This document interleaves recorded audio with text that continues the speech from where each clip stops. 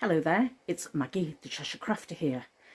Spring is on its way and I thought it'd be very cheerful to make some home decor, cotton bunting, and I'm going to show you in this video how I made it from reclaimed cotton.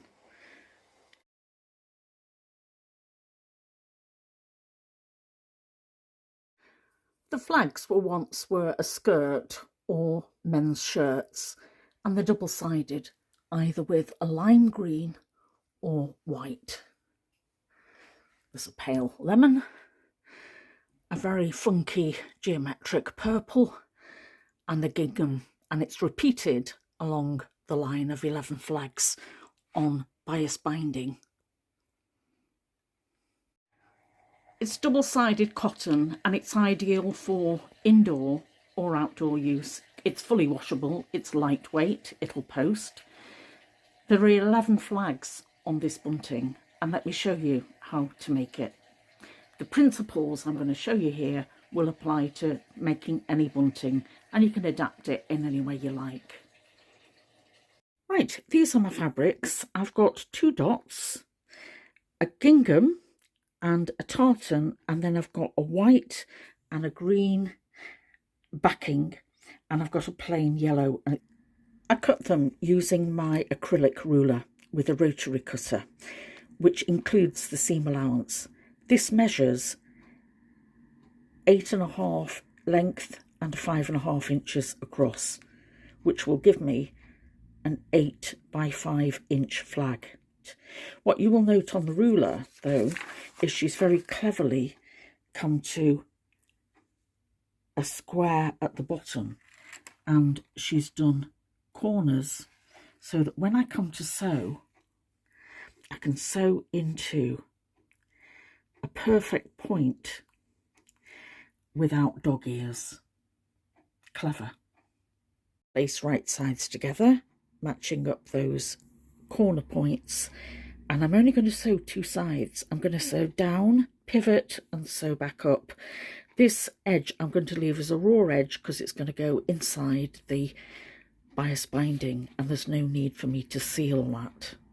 I'm going to use that for turning it the right way out. I've placed them in the order that they're going to sit on the bunting, and I'm going to take them to the machine in that order so that I don't get muddled up. You'll see that I haven't put a spot next to a spot or a tartan next to a gingham. Right, let's go and sew.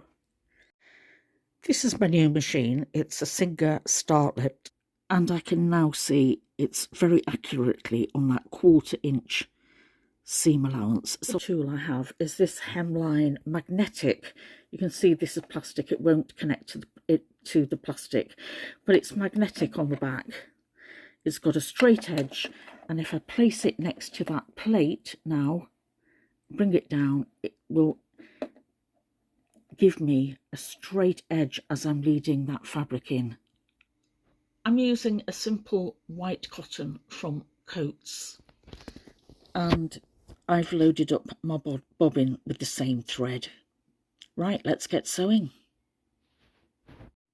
I recommend that you start and end with a back stitch, and then feed the fabric through, putting it up against that hemline 1/4 inch seam magnet. I'm going to continue sewing until I come to 1/4 inch from the bottom here, which is this point, and then I'm going to pivot on that needle.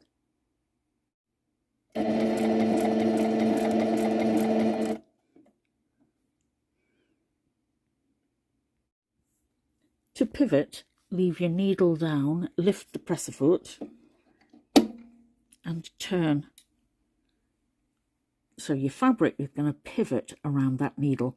That'll give us a sharp point, and we're going to come back up this other side. I'm going to put my presser foot down and start sewing again.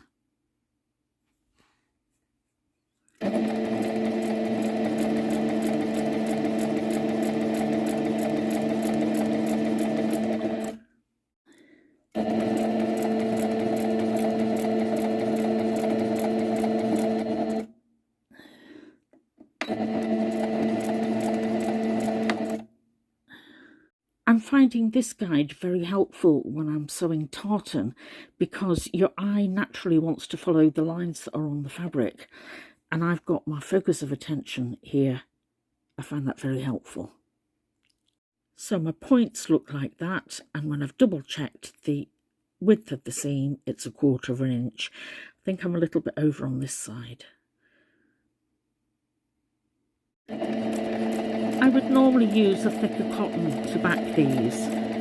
Quilting cotton is perfect for this. I just wanted a thin, lightweight cotton. This is ideal for nurseries, for children, or for just floating in the breeze in a spring garden. This is Sunday afternoon crafting, and I'm finding it very relaxing. So I think I'm going to put some music on for you and try and film this from a different angle.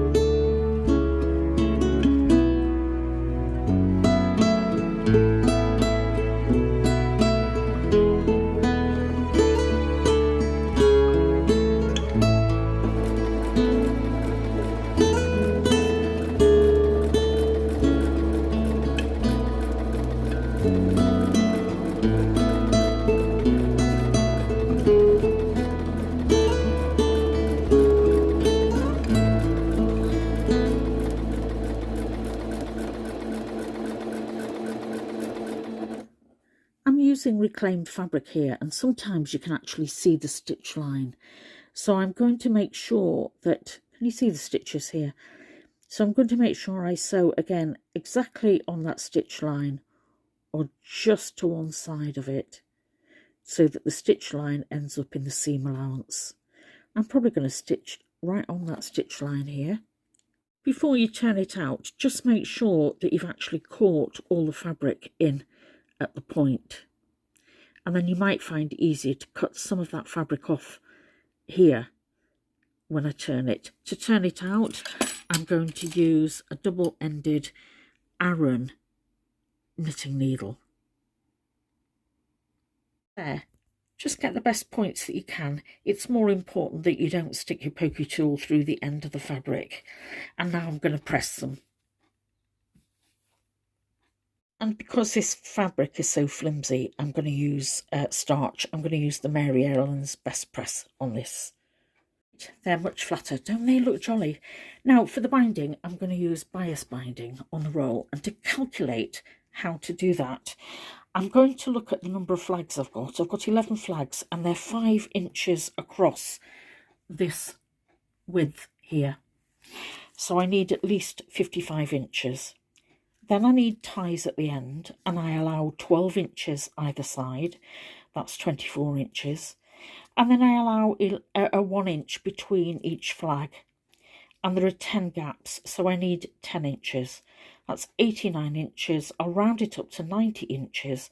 I've measured my binding before I begin to make sure I've got enough, and I leave it bound on that roll while I sew it. I find it easier that way. Sometimes I use a nice cotton ribbon. This is lovely if you're doing something like wedding bunting or celebration bunting. It's beautiful. So I have a ruler in front of me and I've measured out 12 inches at the end, and then I've opened out that binding to match the top edge, and I'm a pinner, so I'm going to pin it at the top. Then I'm going to measure another inch and then pin the next flag. So I've got all the flags pinned before I start sewing. That way you make sure you've always got enough binding. There are many ways to do this. Some people actually switch the binding over and stitch from behind at the same time. I don't. What I'm going to do is I'm going to start stitching on each flag, and I'm going to sew from beginning to end at each point. Stop and start on each flag end. This section won't be sewn, and I'm going to sew directly on that fold line.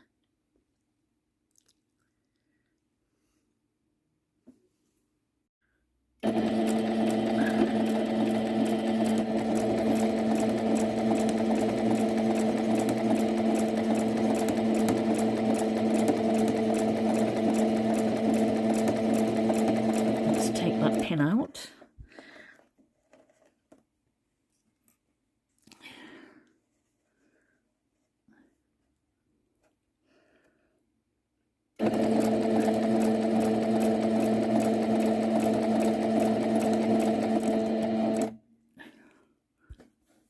And a back stitch.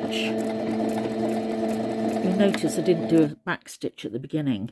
This machine wants to scrunch up my fabric, so I've only done that way. Let's put the music on again.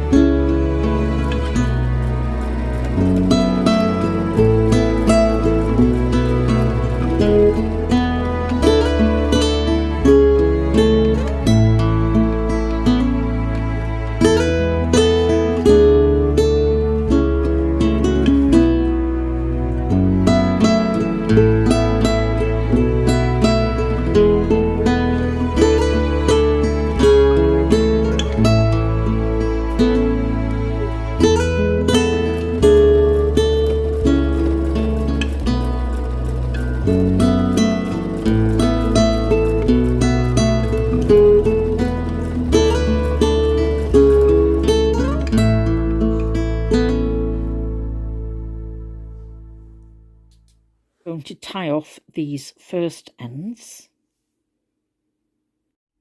My tops now look like this. All I need to do is fold back that binding over, fold it over, and I'm going to pin it on the other side to make sure I catch that binding in with my stitch line. And I'm going to fold over the tie edges so that when I sew, I'm sewing one complete string right the way across the bunting. It's helpful to finger press the bias binding and pin, and I'm going to sew 1/8 of an inch so I can see this binding between. I'm going to sew midway right the way along, and that's 1/8 of an inch.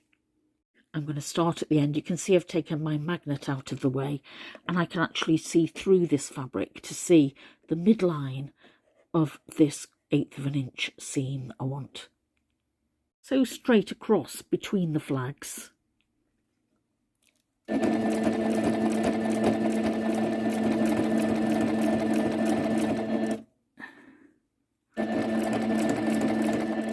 But don't sew over your pins. There, that's the last bit of sewing, and I'm just in time to watch the final of Dancing on Ice. My favourite is Niall, the British Olympic gymnast. I'll probably be voting for him.